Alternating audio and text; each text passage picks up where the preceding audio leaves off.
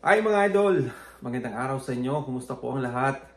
Mga OFW around the world, kumusta po kayong lahat mga idol at mga supporter ni Pugong Biyahero or ni Paul? Nakaraos na ba kayo mga idol? Wala na ba kayong galit kay Madam Beth? So sabi nga po ni Paul, kailangan na nating mag-move on, magmahalan. Pero mga idol, may nag-message po sa akin, nag-send po ng message, isa pong netizen ang nakakilala dito kay Madam Beth. Ay mga idol. So babasahin ko sa inyo mga idol. Hindi naman tayo galit kay Madam Beth. Kailangan din natin mag-move on. Siyempre, tao rin si Ma'am Beth. Yun nga sabi ni Paul. Forgive. Pero mga idol, ito. Para gusto lang natin ipaalam sa mga mga nakakilala o mga subscriber, mga galit diyan kay Ma'am Beth, na wag na kayong magalit mga idol. Ito mga idol, basahin ko sa inyo mga idol yung pinorward sa akin na text message. Ayan. So isang netizen nakatira din po sa dito sa US, malapit lang dito mga idol. Ito mga idol basahin ko sa inyo. Hindi po siya military. Ayan. Kilala namin siya. Magulo talaga siya noong pa. Grabe. So tawanan na lang natin mga idol. So joke na lang to mga idol. Isa lang naman siyang pangkaraniwang asawa. Wow. Katulad namin, asawa niya ang US Navy. At dependent siya. Sorry mga idol. Asawa niya, hindi naman mataas ang ranggo. Ano lang, siguro, kung sa basketball court, taga tubig. Hindi naman mataas ang ranggo, pero hindi ko lang alam kung retire na sila. Ayan, mga idol.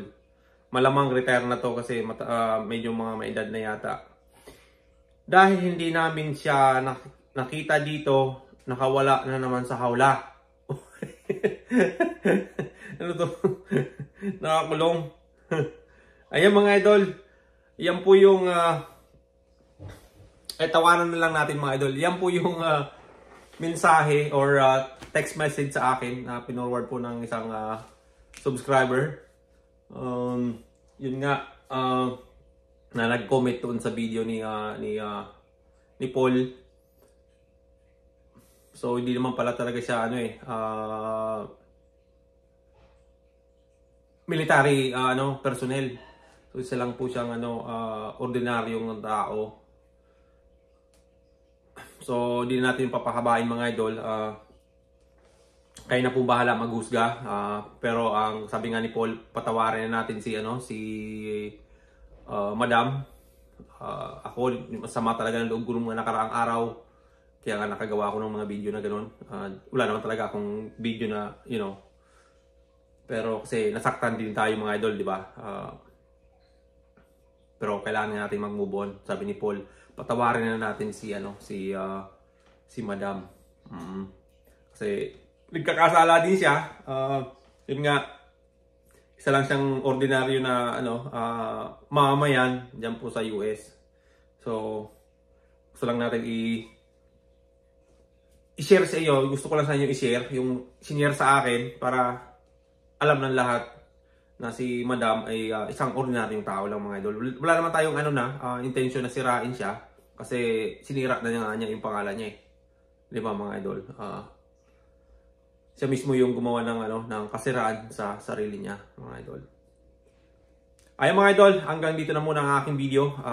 Support Paul or Pugong Biyahero team. Ayun mga idol, sa mga susunod kong video mga idol, yung katrabaho ko dito mga idol, mag-aano rin kami, papadala ng alam nyo na, ng konting tulong hindi kay Paul, sa mga tao nandoon sa Pilipinas.